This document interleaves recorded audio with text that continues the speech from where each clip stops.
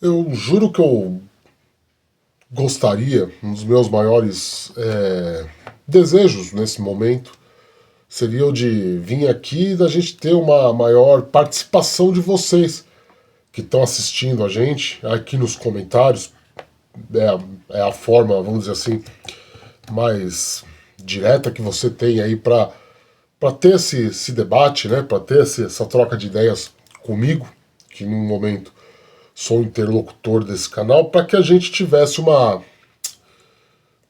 um parecer, uma impressão mais concreta do que você, torcedor São Paulino, está achando do rendimento do São Paulo como um todo.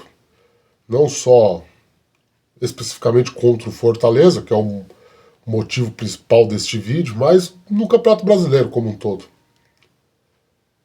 Eu juro que eu queria antes de vir aqui gravar, ter um feedback maior, ter um feedback mais direto, mais honesto, do que você que está aí do outro lado da tela tá achando. O que você sente do que é o São Paulo nesse Campeonato Brasileiro, né? Porque assim, a análise aqui a gente vai fazer, né? O resumo aqui, tático, pelo menos do que eu acho, né? Eu não sou dono da verdade, mas pelo menos aquilo que eu acho, que eu penso e aquilo que eu posso vir aqui dizer de maneira concreta e direta para vocês, eu vou fazer. Só que eu fico me pegando e fico pensando o que você que está aí do outro lado pensa, né? Usou-se o termo, agora recentemente caiu aí na boca de alguns colegas jornalistas, de alguns colegas influenciadores do São Paulo, o termo polarização. Não, porque o São Paulo vive uma polarização entre os prós Zubeldias e os contras Zubeldias. Eu tô pondo no plural mesmo, né? As Zubeldizetes e os contras Zubeldizetes, vamos dizer assim. E no meio disso tudo a gente tem um time que não vence. São Paulo está invicto no Campeonato Brasileiro, isso é óbvio, mas não vence. São Paulo é um time que não consegue vencer, né? São Paulo é um time que voltou depois vamos dizer assim, do ímpeto inicial ali da entrada dos meninos de Cotia, da padronização tática de um Ferreirinha resgatado, da padronização tática no 4-3-3. Parece que tá manjado, né? Parece que tá manjado, né?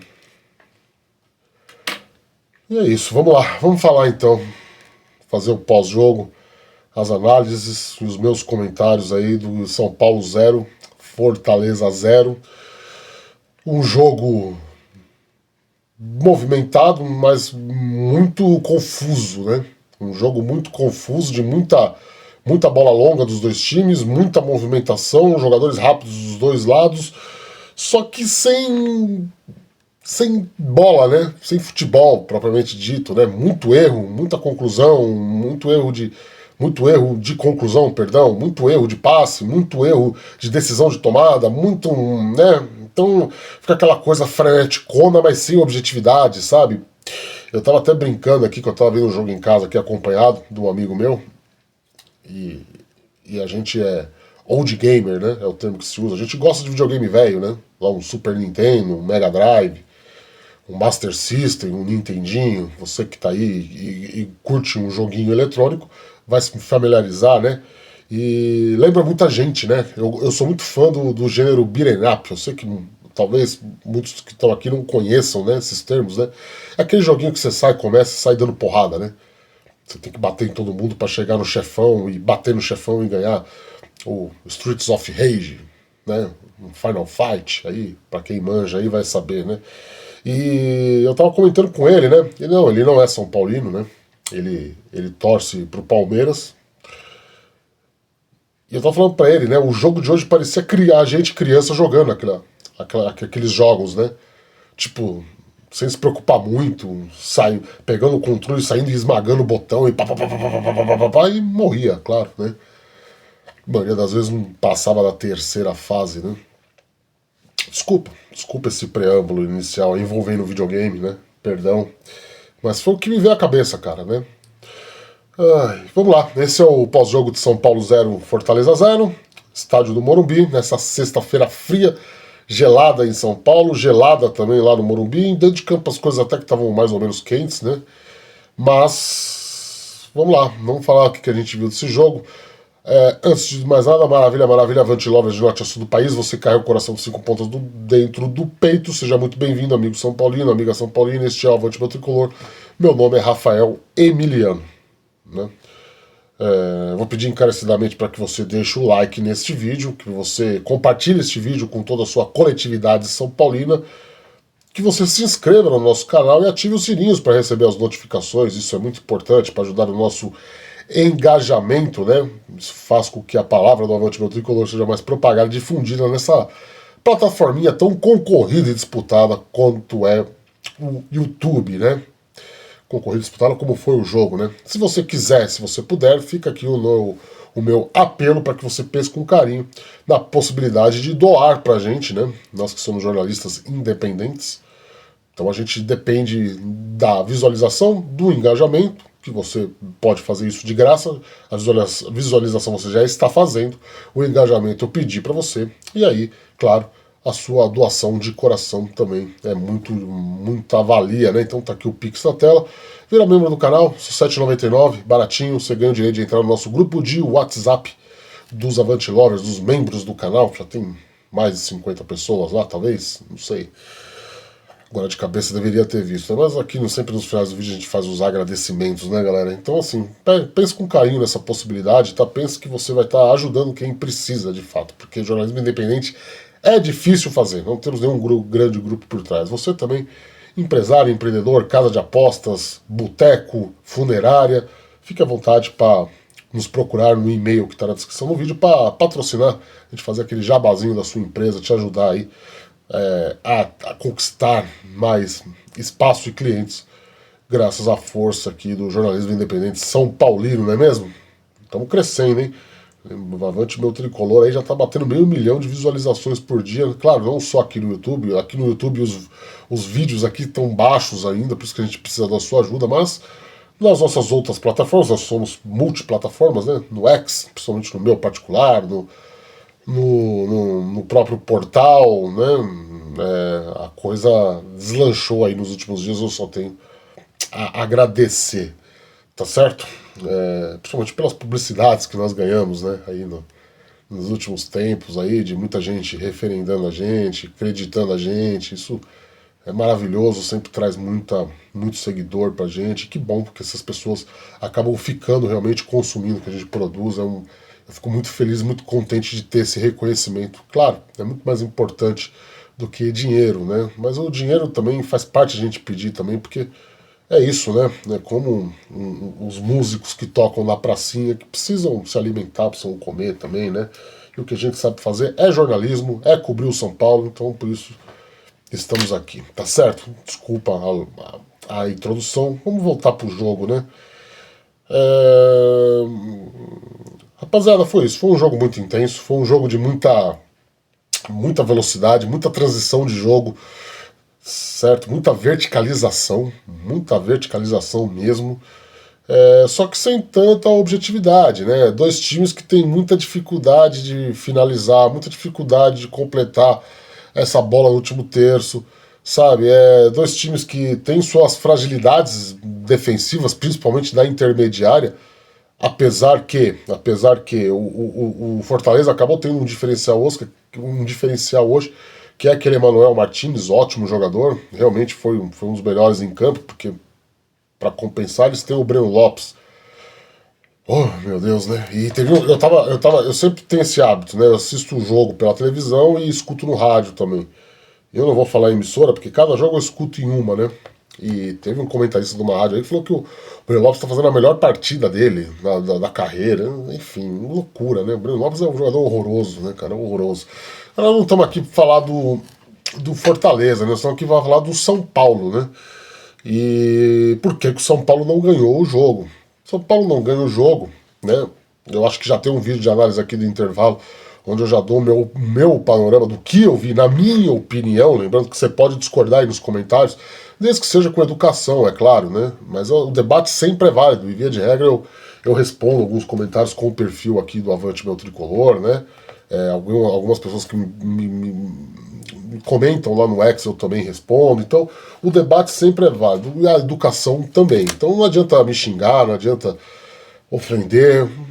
Se você discordar, ótimo, que bom que você não pensa igual a mim, né? Mas assim, o intervalo eu já coloquei muito lá, tá? O que eu achei do primeiro tempo, achei o primeiro tempo de São Paulo ruim, tá? Ruim. Nesse ponto eu até concordo com o comentarista da rádio que usou esse termo e eu me apropriei dele. Como eu falei o nome aqui, eu falo da cara dura, eu te copiei, né? Que é isso, né? Foi um bom jogo para um mau futebol do São Paulo, né? Bom jogo no sentido de intensidade, foi um jogo muito intenso, né? Só que o São Paulo, no primeiro tempo, né, como eu já disse naquele vídeo, mas só para a gente contextualizar aqui, né? São Paulo viu o Fortaleza matar o seu jogo. Matar o seu jogo. Adiantou as linhas de marcação, pegou o São Paulo no contrapulo, impediu os zagueiros de sair construindo, que a gente sabe que é uma jogada bem característica do São Paulo do Zubeldia, né? Então, sem, sem ter o São Paulo sem ter essa primeira linha, né? A linha defensiva dos zagueiros, sem fazer com que, sem ter como fazer ela se adiantar. Nossa, ficou estranha essa frase, né? Mas é isso, né? O São Paulo se perdeu um pouco na construção coletiva, né? Lembrou muito o São Paulo do começo do Campeonato Brasileiro, que era um time meio perdido, um time meio encaixotado, sabe? Num padrão tático dele e que permitia com que o adversário dominasse as ações. Por mais que o São Paulo não seja necessariamente uma tragédia, não é um time horroroso, sabe? Não é um catado. Não, muito, muito pelo contrário. São Paulo continua sendo um time que sabe o que fazer com a bola. São Paulo continua sendo um time que sabe achar os atalhos do campo. Tem dois problemas muito, mas muito graves atualmente. Um deles eu tô cansado até de falar aqui, eu falo no Twitter, falo em matéria, falo aqui em vídeo, que é a bosta da, desculpa o termo, mas a bosta da recomposição defensiva. Sem primeiro volante, com o Alisson cada vez mais desgastado, aliás, cada jogo que o Alisson entra em campo parece que ele vai ter um treco, tá completamente pregado, né? Tá completamente cansado, parece o trabalhador brasileiro médio aí que tá na escala 6x1 e pega 2 ônibus para ir e voltar do trabalho. Chega no domingo, esse cara não consegue levantar da cama. É o Alisson. O Alisson tá numa escala 6x1 e o treinador continua escalando ele. Né? Vazou-se matérias aí, eu confesso que eu nem fui atrás direito. Desculpa. Falando que São Paulo faz exames para medir o desgaste. Não precisa de exame, cara. É só ver o cara em campo, porra. Não precisa de exame. Sabe, dentro de uma movimentação, dentro de uma proposta tática do treinador pro time do São Paulo, tá ok. O São Paulo conseguia jogar. Porque, teoricamente, os meninos de Cotia eram novidade, né?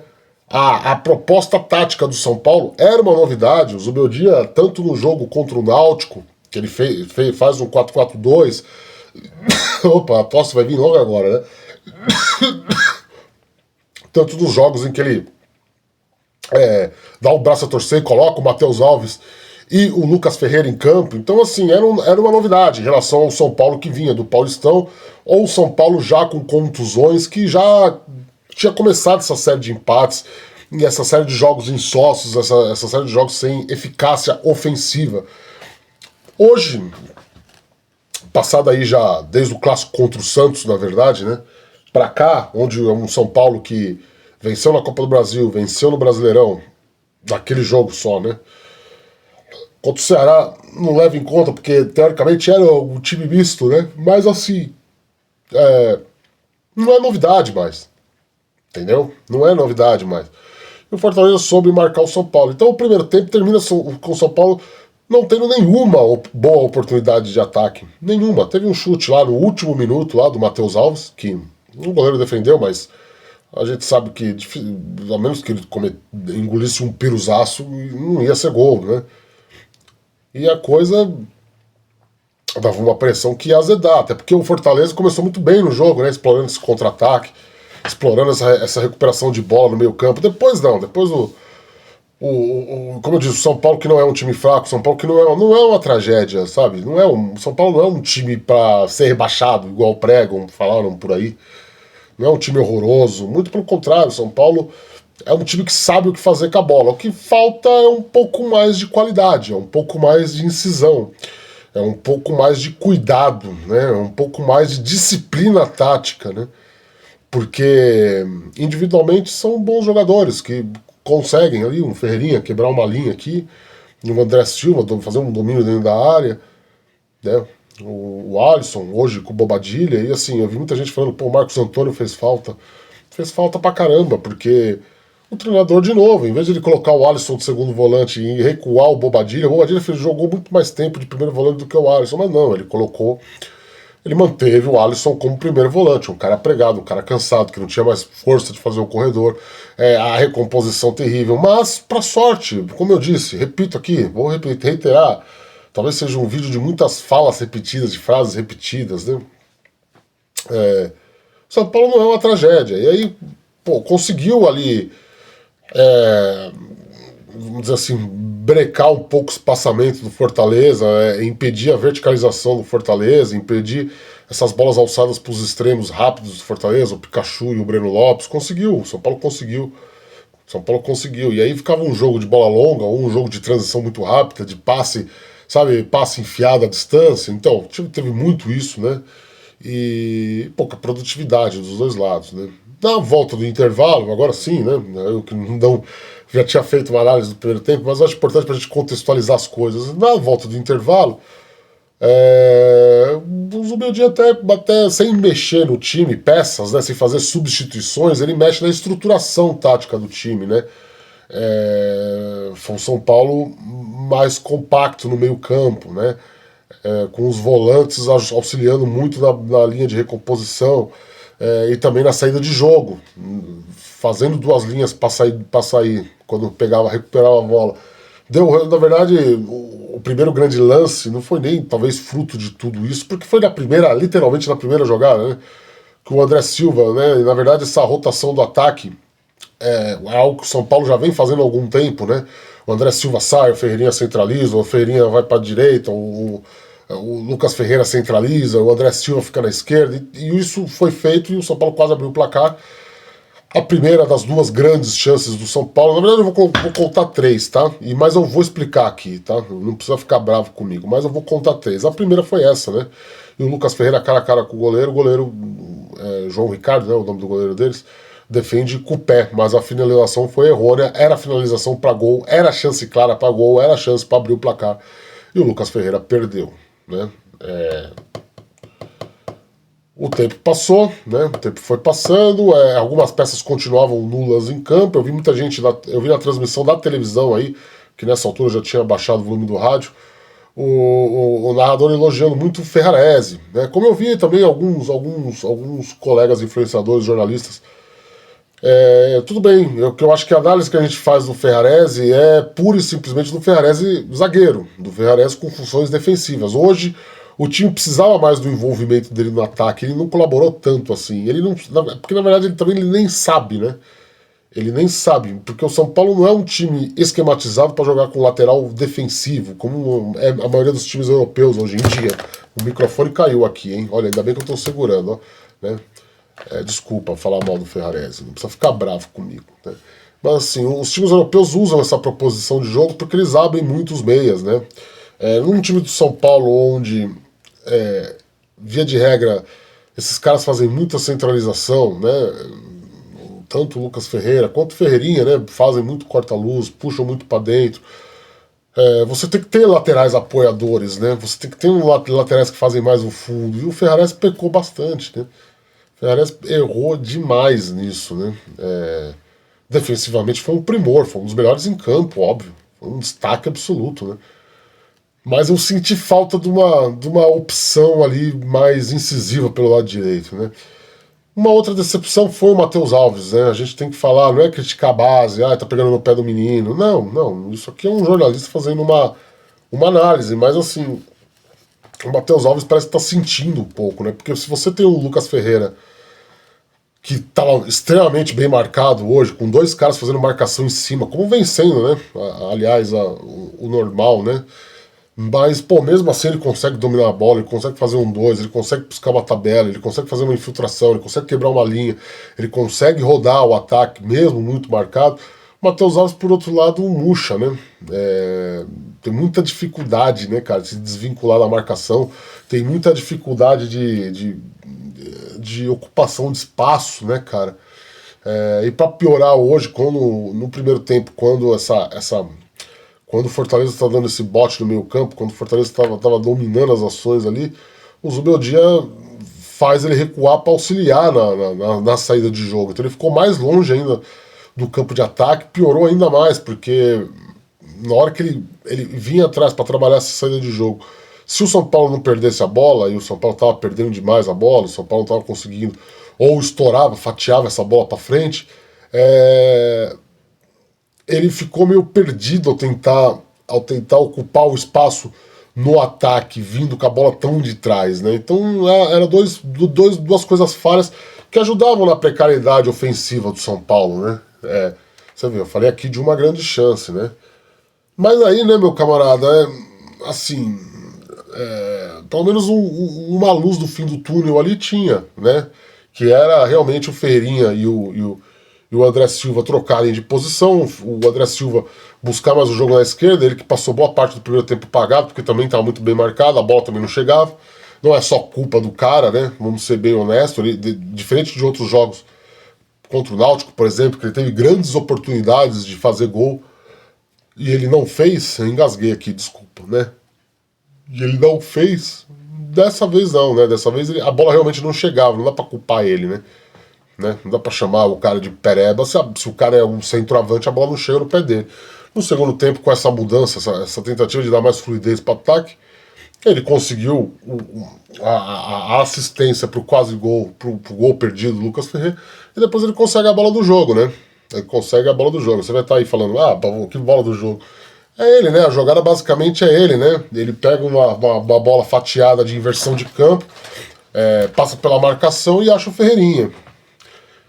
E aí eu falo, é a segunda grande chance do São Paulo no jogo, porque o Ferreirinha sai cara a cara com o goleiro, e pra mim tinha condições de bater ali pra definir, pra fazer 1-0. Mas não, ele busca o drible, né? Pra mim é o primeiro erro do Ferreirinha, né? Foi só o pênalti, ele busca o drible. Aí ele acaba derrubado pelo João Ricardo, pênalti correto, mas que, repito, né? Eu até postei no Twitter lá, eu acho que Desculpa, eu tô meio resfriado ainda. Eu acho que poderia ser lance para definição, para finalização, mesmo de pé direito, né? O gol estava aberto, o goleiro estava caído já. Aliás, perdão, estava ameaçando cair, né? Não, ele tenta fazer o corte, e o pior, ele puxa para o lado que o goleiro já estava dando indício que ia cair. E aí o cara cai, óbvio, né? Não vai tomar o drible, derruba o jogador. Pênalti, né? E aí vem a terceira grande chance do jogo.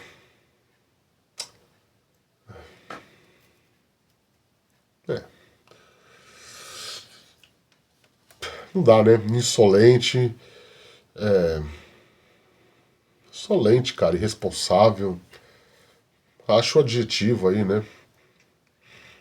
Acho seu adjetivo, porque o André Silva com a bola na mão, é o centroavante do time, um time desfalcado, sem Oscar, sem Lucas, sem Luciano, sem todo mundo.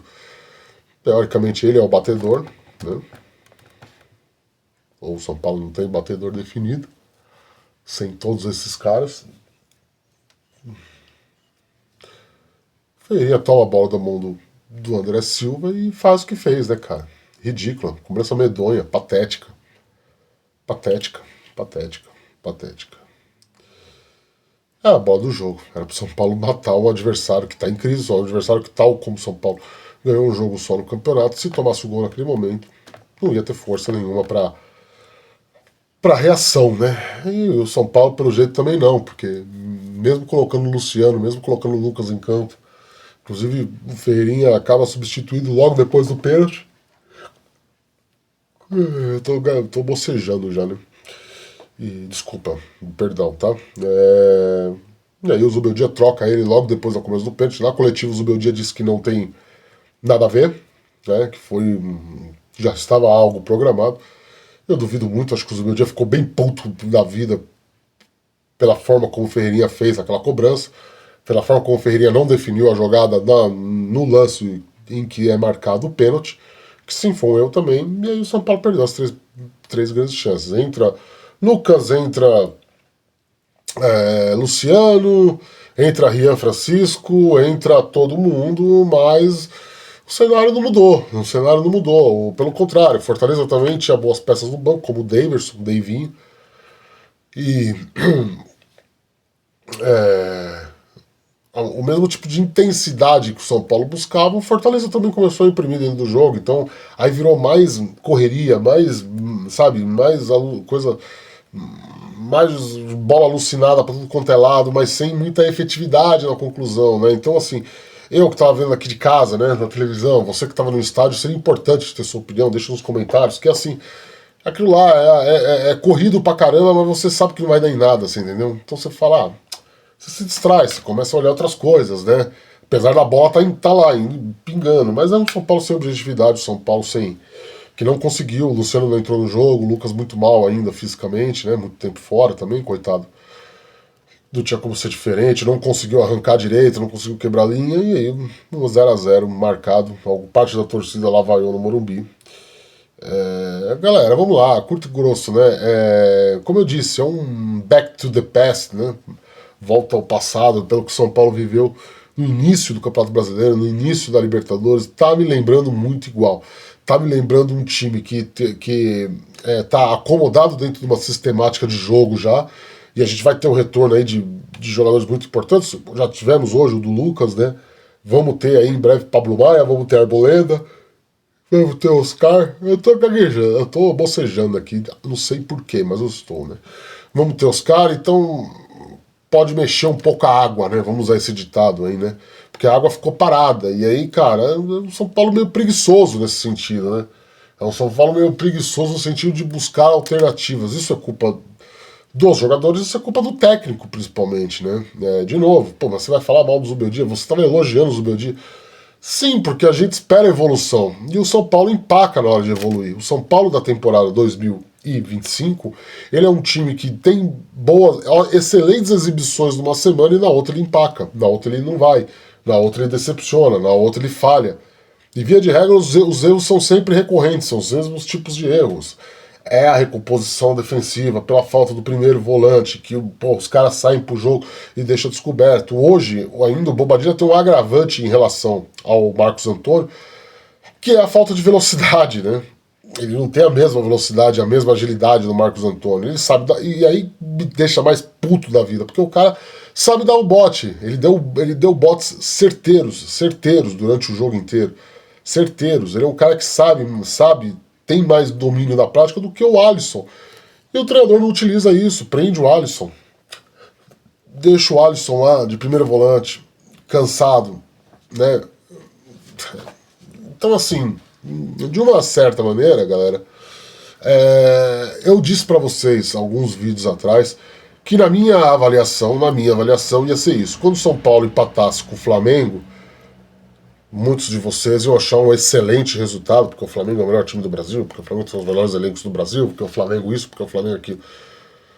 Como foi contra o Botafogo. Eu vi um monte de gente crítica do Zubeldia elogiar. Vou dar um exemplo aqui, ele pode ficar bravo comigo ou não. O Juba, tá lá no grupo dos Avante Lovers, né? E eu adoro ver as lives do Juba pós-jogo. Acaba o jogo, eu já ligo lá. Porque vai estar ele e o Titico lá, pistola da vida e tal. E aí quando o São Paulo empata com o Atlético Mineiro, empata com o Botafogo, eles vão e elogiam.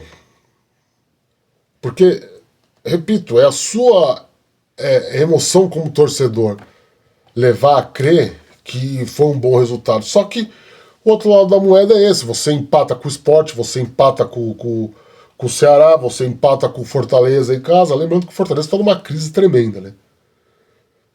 Isso é importante a gente dizer. O Fortaleza é um time em crise, né? Então, assim, aí você vai xingar, você vai falar que é o mau resultado, só que é o mesmo time. É a mesma padronização de jogo. É um time, seja lá contra o Sport, seja lá contra o Flamengo. Nem jogou com o Flamengo ainda, mas que jogou no começo do ano e empatou. Empatou, né? Então, assim, você vai ter essa reação natural. Porque é, no fundo, um trabalho pragmático. É um trabalho sem grandes aspirações a mudanças muito drásticas. Eu sempre falo aqui que eu elogio muito o Zubeldia na questão dele de ser aberto a realizar mudanças, de ser aberto em realizar experimentações, saca? Só que assim, eu também alertei que durante a partida ele não sabe fazer isso. Ele tem muita dificuldade em olhar para o banco. Eu falei exatamente essa frase. E pegar aquelas peças para tentar potencializar a equipe dele dentro de campo. Pelo menos no São Paulo, esse ano ele não fez isso em nenhum momento. Nenhum momento. Esse ano.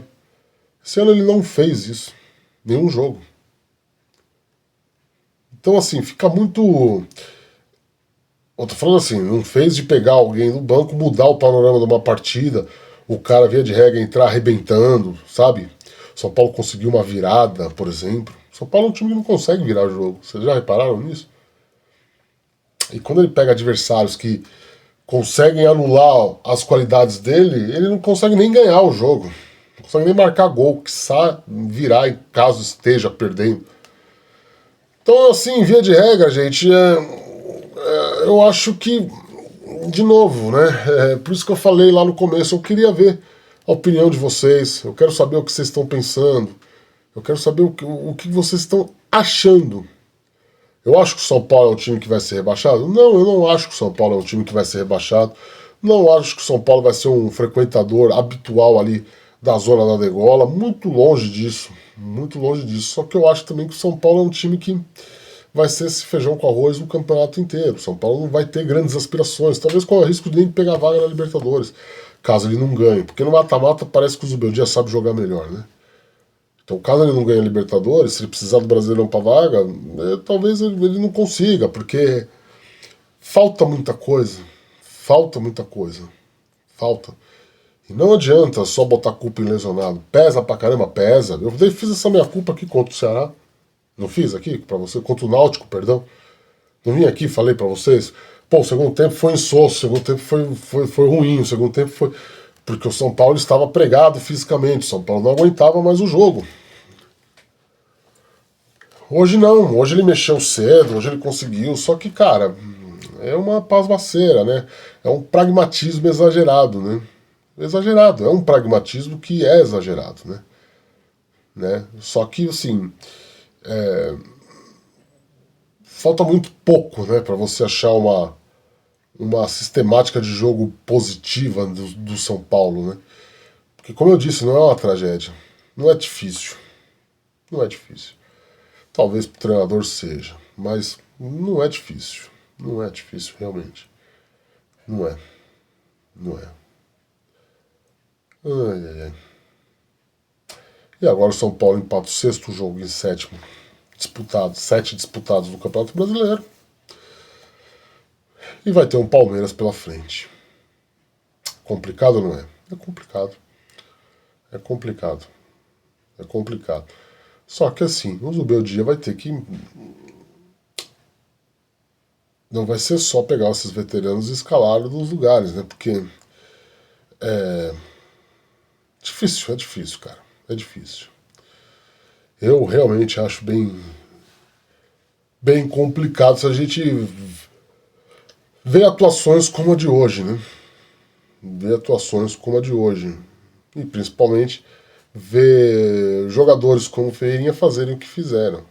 Ou Lucas Ferreira, tudo bem, eu sei, é da base, tá começando agora, calma, mas a gente tem que analisar, né?